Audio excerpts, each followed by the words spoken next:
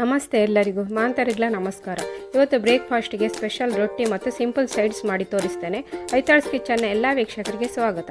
ಇವತ್ತು ಹೇರಳವಾಗಿ ಸೋರೆಕಾಯಿ ಹಾಕಿ ರೊಟ್ಟಿ ಮಾಡಲು ಬೇಕಾದ ಇಂಗ್ರೀಡಿಯೆಂಟ್ಸ್ ನೋಡುವ. ನಾನು ಇಲ್ಲಿ ತುರಿದ ಸೋರೆಕಾಯಿ, ಹೆಚ್ಚಿದ 2 ಈರುಳ್ಳಿ, 1 ಸಣ್ಣ ಕಪ್ ತೆಂಗಿನ ತುರಿ, 1 ಕಪ್ ನೆಲಕಡಲೆ ಹುಡಿ, ಕಟ್ ಮಾಡಿದ ಕೊತ್ತಂಬರಿ ಸೊಪ್ಪು, 1 ದೊಡ್ಡ ಗ್ಲಾಸ್ ಅಕ್ಕಿ ಹುಡಿ ತಗೊಂಡಿದ್ದೇನೆ. ನಾನು ಇಲ್ಲಿ ಒಂದು ದೊಡ್ಡ ಸೋರೆಕಾಯಿಯನ್ನು ತಗೊಂಡಿದ್ದೇನೆ, ಮುಕ್ಕಾಲು ಭಾಗದಷ್ಟು ತಗೊಂಡಿದ್ದೇನೆ, ಕಾಲು ಭಾಗವನ್ನು ಹಾಗೆ ಇಟ್ಟಿದ್ದೇನೆ.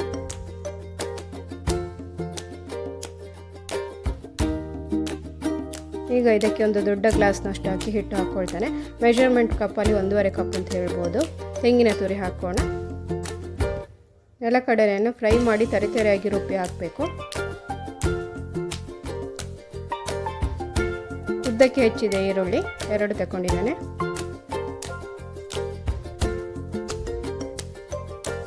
ಕೊತ್ತಂಬರಿ ಸೊಪ್ಪು ಹಾಕ್ತಾನೆ. ಕೊತ್ತಂಬರಿ ಸೊಪ್ಪು ಜಾಸ್ತಿ ಹಾಕಿ. ಈಗ ರುಚಿಗೆ ತಕ್ಕಷ್ಟು ಉಪ್ಪು, ನಿಮಗೆ ಎಷ್ಟು ಖಾರ ಬೇಕೋ ಅಷ್ಟು ಕೆಂಪು ಮೆಣಸಿನ ಹುಡಿ, 1 ಸ್ಪೂನಷ್ಟು ಜೀರಿಗೆ ಹಾಕಿ ಕಲಸ್ತೇನೆ. ನೀರು ಹಾಕಿ ಕಲಸುವ. ಇದು ರೊಟ್ಟಿ ಅಷ್ಟು ತುಂಬ ಗಟ್ಟಿ ಇರಬಾರ್ದು, ದೋಸೆ ಹಿಟ್ಟಿನಷ್ಟು ಅಷ್ಟು ನೀರು ಸಹ ಇರಬಾರ್ದು. ಇದನ್ನು ಕಾವಲಿ ಮೇಲೆ ಡೈರೆಕ್ಟಾಗಿ ತಟ್ಟಬೇಕು. ಈಗ ಕಾವಲಿಗೆ ಎಣ್ಣೆ ಸವರ್ತಾ ಇದ್ದೇನೆ. ಹಿಟ್ಟು ಈ ಹದದಲ್ಲಿರಲಿ. ಕಾವಲಿ ಮೇಲೆ ಡೈರೆಕ್ಟಾಗಿ ತಟ್ಟೋಣ. ಎಷ್ಟು ತೆಳು ಆಗ್ತದೆ ಅಷ್ಟು ತೆಳುವಾಗಿ ತಟ್ಟಬೇಕು.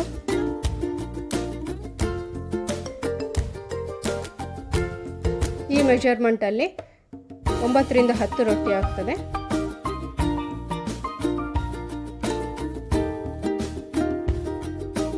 ಈಗ ಇದನ್ನು 2 ನಿಮಿಷ ಮುಚ್ಚಿಡೋಣ.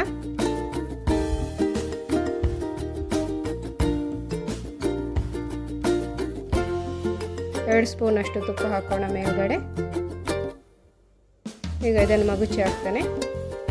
2 ಸೈಡು ಬ್ರೌನ್ ಕಲರಿಗೆ ಬರಬೇಕು. ಈಗ ಇದು ರೆಡಿ. ಹೀಗೆ ಎಲ್ಲ ರೊಟ್ಟಿ ತಟ್ಟಿಕೊಳ್ತಾನೆ.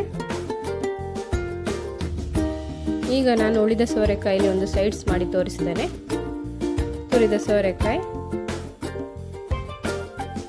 ಒಂದು ಆಲೂಗಡ್ಡೆಯನ್ನು ಸಣ್ಣದಾಗಿ ಉದ್ದಕ್ಕೆ ಹೆಚ್ಚಿಕೊಂಡಿದ್ದೇನೆ.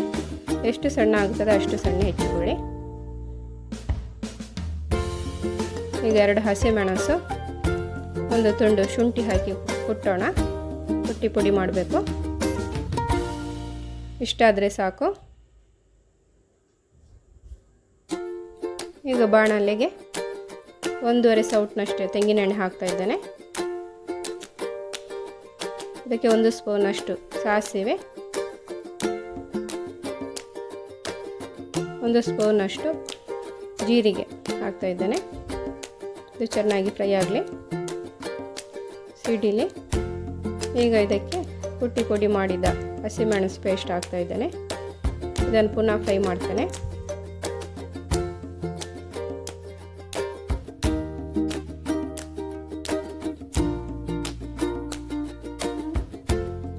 ಈಗ ಸಣ್ಣದಾಗಿ ಹೆಚ್ಚಿಕೊಂಡ ಆಲೂಗಡ್ಡೆ ಹಾಕೋಣ. ಚೆನ್ನಾಗಿ ಫ್ರೈ ಮಾಡಬೇಕು. ನೀರು ಹಾಕುವ ಅಗತ್ಯ ಇಲ್ಲ, ಇದು ಎಣ್ಣೆಯಲ್ಲೇ ಫ್ರೈ ಆಗಬೇಕು. ಇದನ್ನು ನೀವು ರೊಟ್ಟಿಯೊಟ್ಟಿಗೂ ಬೇಕಾದ್ರೆ ಸರ್ವ್ ಮಾಡ್ಬೋದು, ಇಲ್ಲದ್ರೆ ಊಟಕ್ಕೆ ಪಲ್ಯದ ಹಾಗೆಯೂ ಬಡಿಸಬಹುದು. 7-8 ನಿಮಿಷದಲ್ಲಿ ಇದು ರೆಡಿ ಆಗ್ತದೆ.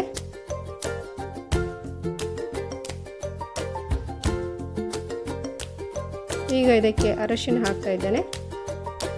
ರುಚಿಗೆ ತಕ್ಕಷ್ಟು ಉಪ್ಪು, ಪುನಃ ಮಗುಚಿ.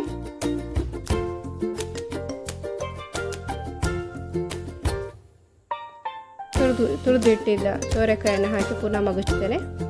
ನೀವು ಈ ಹಂತದಲ್ಲಿ ಇದಕ್ಕೆ ನೆಲಕಡಲೆ ಹುಡಿ, ಚಾಟ್ ಮಸಾಲ, ಗರಂ ಮಸಾಲೆ ಯಾವುದು ಬೇಕಾದ್ರೂ ಹಾಕಿ ರುಚಿಯಂತೆ ಚೇಂಜ್ ಮಾಡಿಕೊಳ್ಬೋದು. ಕೊನೆಯಲ್ಲಿ ಕೊತ್ತಂಬರಿ ಸೊಪ್ಪು ಮತ್ತು ಲಿಂಬೆ ಹಣ್ಣನ್ನು ಹಿಂಡಿಕೊಳ್ತೇನೆ. ನಿಮಗೆ ಸೋರೆಕಾಯಿ 2 ವಿಧಾನ ಇಷ್ಟ ಆದರೆ ಲೈಕ್ ಮತ್ತು ಶೇರ್ ಮಾಡಲು ಮರಿಬೇಡಿ. ಇದನ್ನು ನಾನು ರೊಟ್ಟಿಯೊಂದಿಗೆ ಸರ್ವ್ ಮಾಡ್ತೇನೆ. ಒಟ್ಟಿಗೆ ಕೆಂಪು ಚಟ್ನಿ ಮತ್ತು ಮೊಸರು ಕೂಡ ಇಟ್ಟಿದ್ದೇನೆ. ಇದೆರಡು ಕೂಡ ಇದಕ್ಕೆ ಒಳ್ಳೆ ಕಾಂಬಿನೇಷನ್. ನಾನೊಂದು ವಿಡಿಯೋದ ಟುಕ್ ಥ್ಯಾಂಕ್ ಯು, ಬಾಯ್.